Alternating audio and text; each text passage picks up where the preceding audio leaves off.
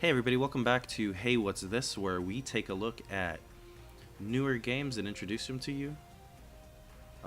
This is One Finger Death Punch 2.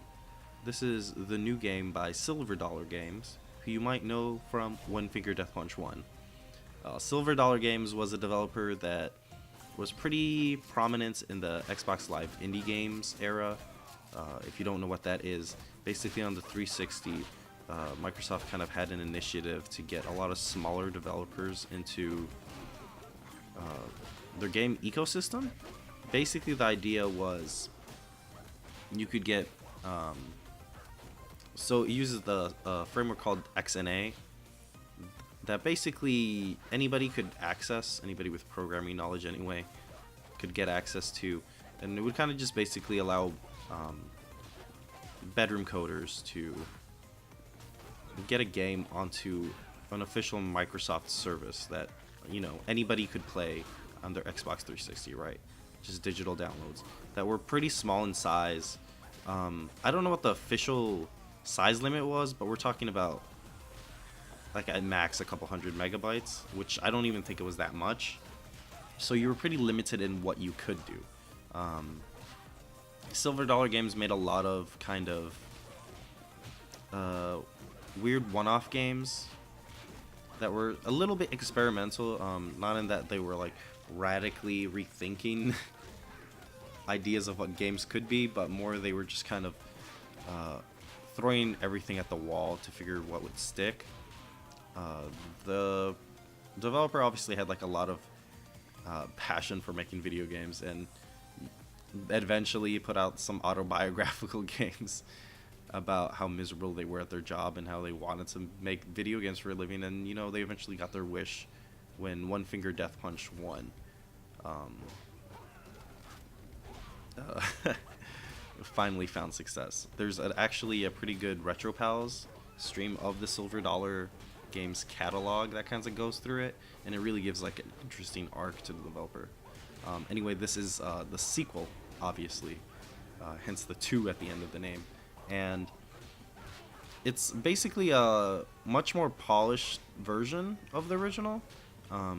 It's still very much in the style of those elaborate, very violent stick figure animations that used to be everywhere in the early 2000s. You'd see them all in all kinds of flash sites. There would just be like web portals full of stick figure fighting games and movies that you could watch. Like literally all there were just stick figure animations, and a lot of that's due to prominence of like creators who made stuff like the Xiao Xiao series of fighting animations. I think that's how you say that.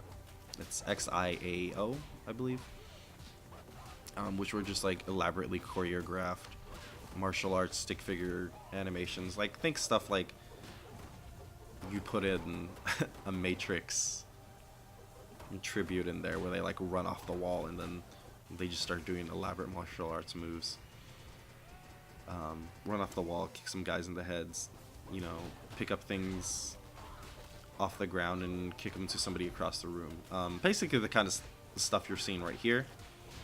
And basically, One Finger Death Punch makes those into a video game you can play. It's 2 buttons, left and right.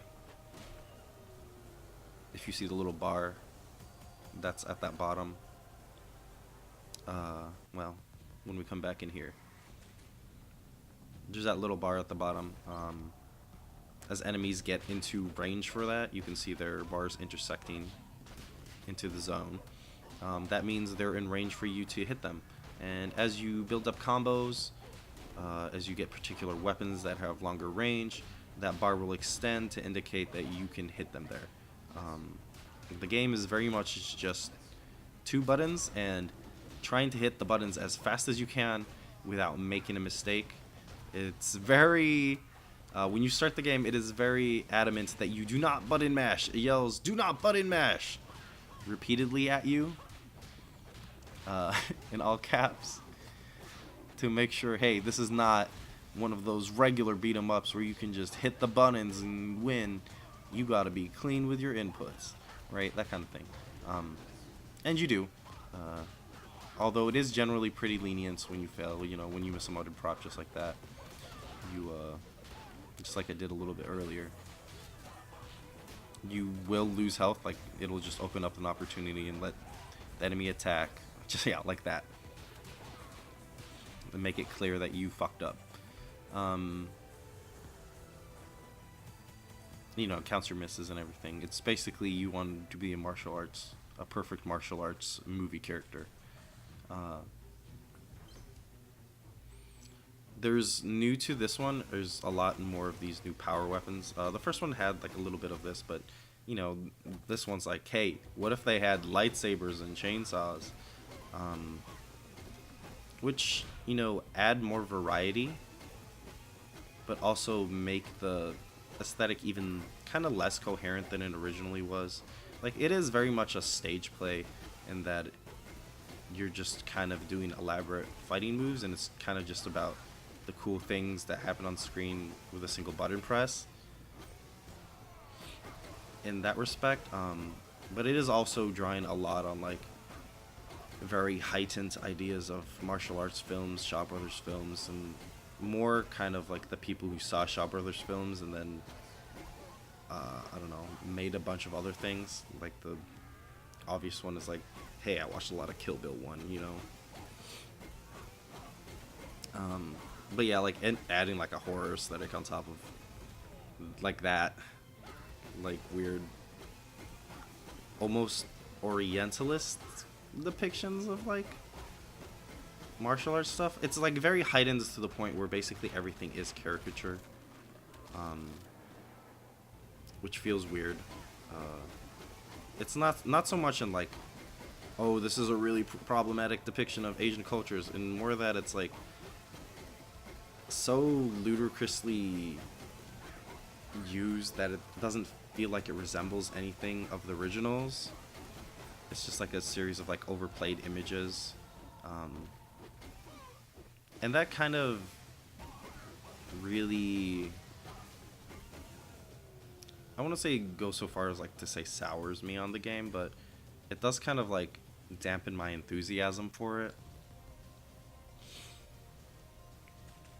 It's less like a, man, like this depiction of Asian people is offensive or anything, because for the most part, aside from their like really bad like old master voice that they use for the announcer, which I have turned off, by the way, there's nothing that's really, as far as like, there's nothing that really leans into racial caricature. It's more just like caricature of the aesthetics of it. It's a little bit overplayed, in my opinion. It's kind of like when you see a Western, it's very much that feeling that you get when you see like a Western artist try really, really hard to make something look like anime, and you can tell like they don't quite get it and the art style is just like not quite there. That kind of feeling. It's also kind of like a, oh hey, we're still doing this kind of feeling is what I got. Like, I don't know, it's like 2019, the like height of the fever around this stuff. It feels like it was in some ways when One Finger Death Punch came out. Like One Finger Death Punch 1 felt in the zeitgeist,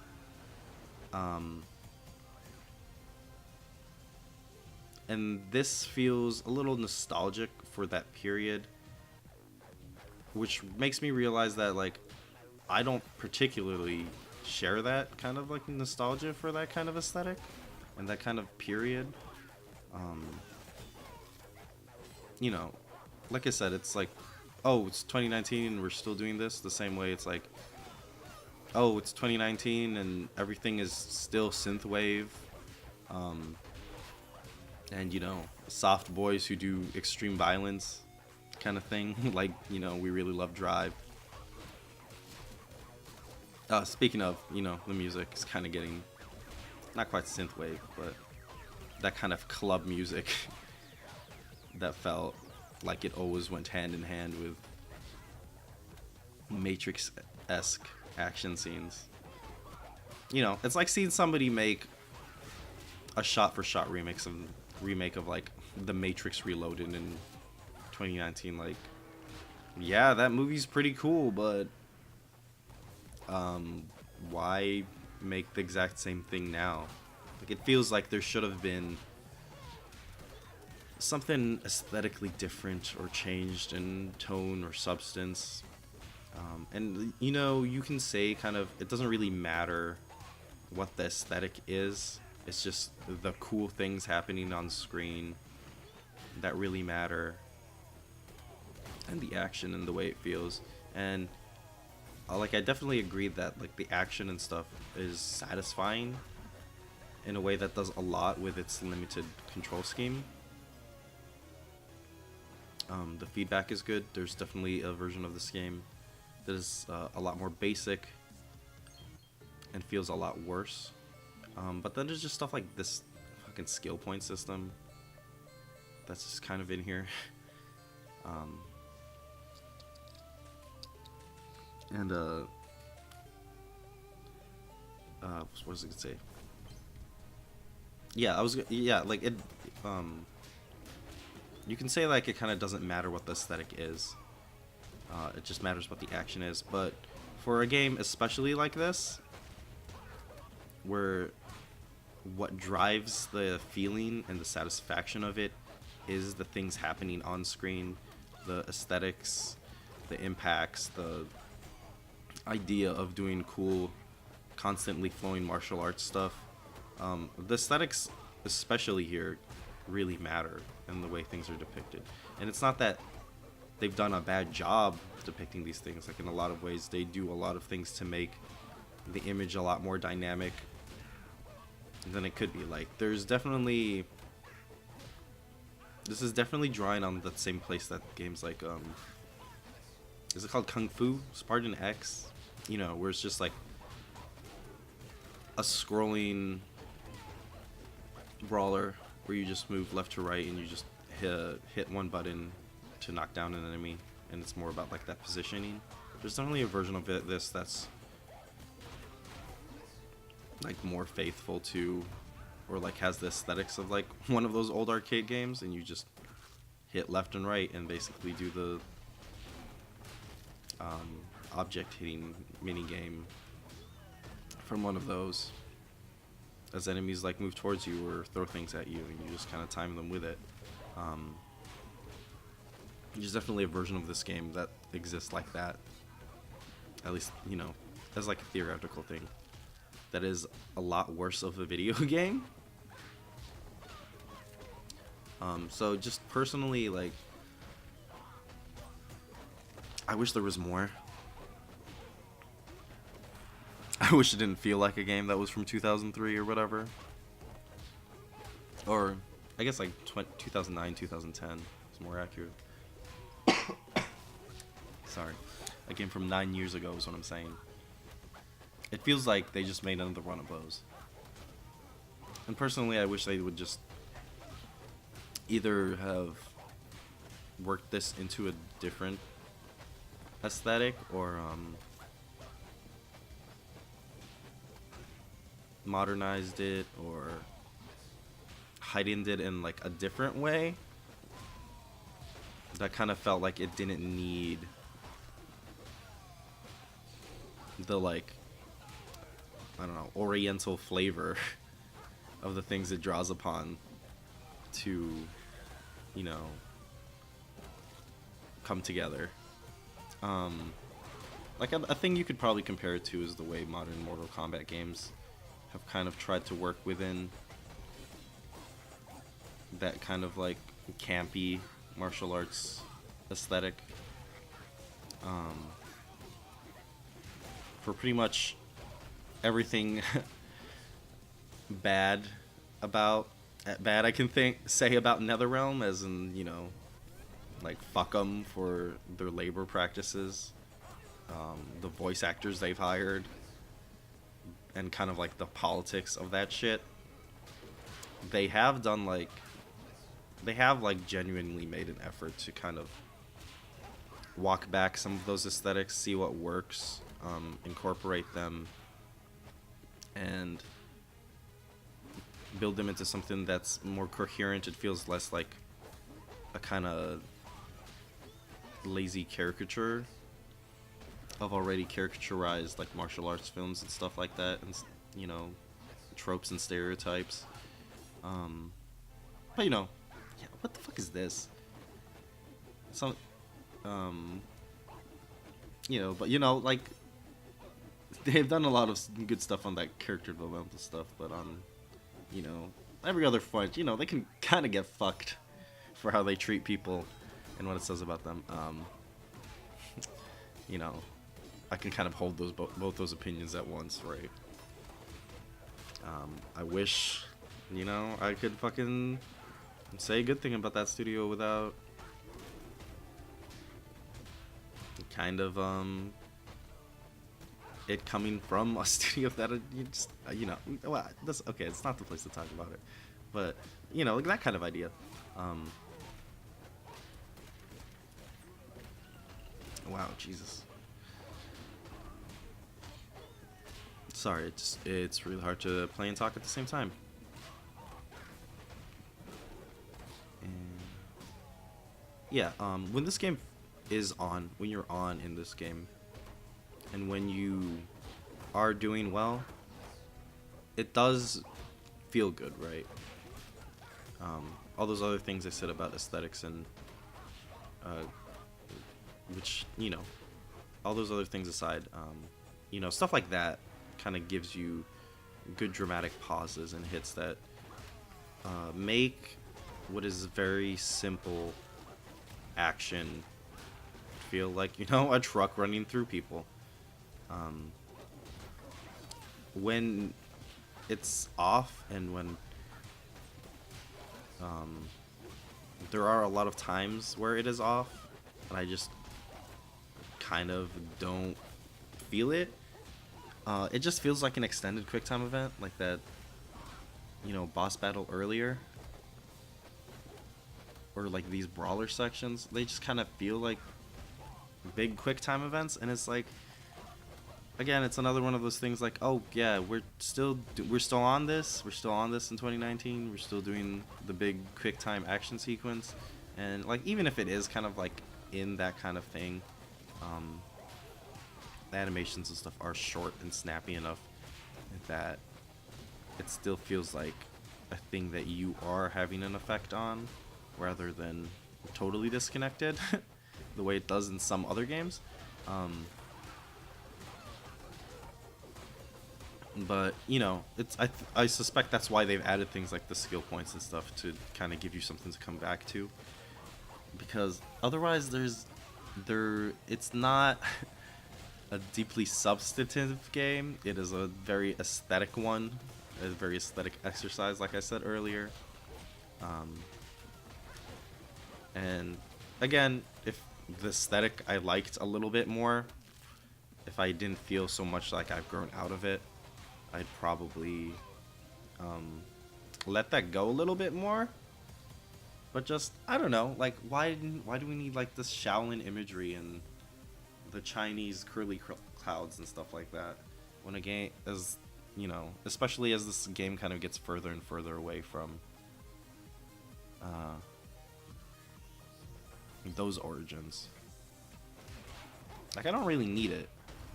You could have just made the lightsaber game, right? You could have made the space martial arts game. And that's not to say like this game is ruined by that, but you know, it just feels like there could be a lot more here, and this is just that thing that we liked before, but it's here again. And the big question, I guess, about that One Finger Death Punch 2 is asking you is, hey, do you like this thing? Would you like more of this thing? And I'm like not mad that it exists. I'm not mad that I'm playing it. I'm like okay with there being another one. But like I didn't need One Finger Death Punch 2, right? I didn't need to see what it had for me, right?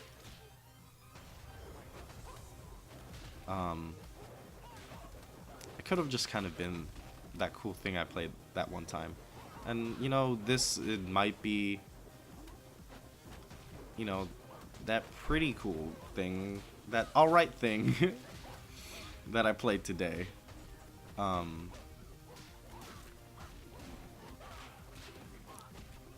There is just a lot of kind of games that serve this function for me now.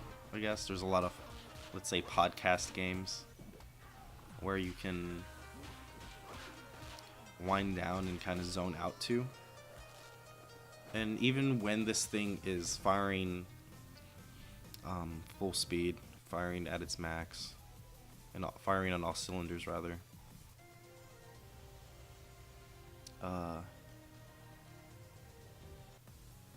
it's still not, still doesn't do, there's something it's not doing for me. The way that the original did, and that's just purely a function out of time. That's not anything specifically of this game. It's just I have a lot of other things that engage me in different ways that I kind of appreciate a little bit more and can still zone out to without needing this specific style of it. You know. Anyway, like, I've been rambling a lot. A little behind the scenes here. This is actually like my third time recording this, just because these recordings just give me so much trouble. And there's so much to remember to set up beforehand. So these are probably a little bit more coherent the second time around, these thoughts that I'm telling you, but I try not to have a script for these, you know. Just kind of give you those raw thoughts. Yeah, see, those are all those images you're seeing are just those skill points that you can kind of unlock, and they just, sometimes you do a thing and you do extra damage, and I don't know, I didn't need that in this game. But yeah, I don't know. If you've got this far, you know, thanks for sticking around as I ramble. Hopefully you got something out of this. Hopefully you have enjoyed the choreography a little bit more than me, as I kind of focus almost entirely on the bars and zones on the bottom rather than the action. This just kind of happens in my periphery, thanks to the way you play this game. So hopefully, if you're like, what are you fucking talking about? Like, you found everything that I'm saying kind of boring. You at least got the action choreography to appreciate. Anyway, I'm just gonna leave this. I'm gonna leave my thoughts at that. Keep playing for a little bit more, but I think that's about everything I have to say on this game. You know, honestly, I'd probably talk a little bit too much, considering what is here. Anyway, again, thanks for sticking around. Hope you enjoyed it. Peace.